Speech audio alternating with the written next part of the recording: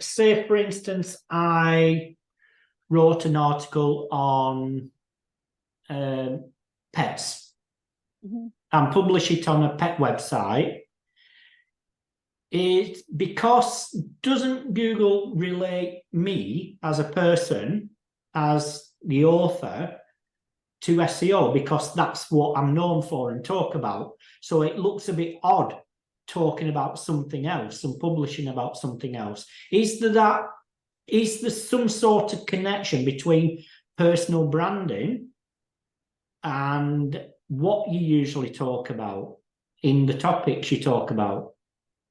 Not in that way. Think about all the writers who write for newspapers and write about things, different things every week, right? So it would be like, oh, you newspaper author, we demote you because you wrote about the local fair last week and now you're writing about government, right? They write about different things. Authors write about different things. Writers write about different things. In the reverse, though, well, two things. One, if you're a really well-named author, because I've seen people say, oh, author works because we got all this increase in search, right? We use famous people. Well, sure, if you have famous authors, their entity knowledge graph is much bigger.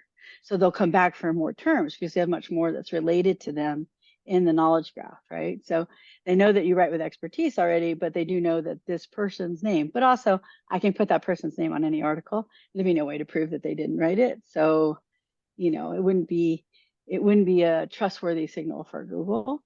As far as you writing about different things, no, but if you're writing on a site that writes about all these different things, like a guest post site, then that is a signal to Google. Because the site has no niche.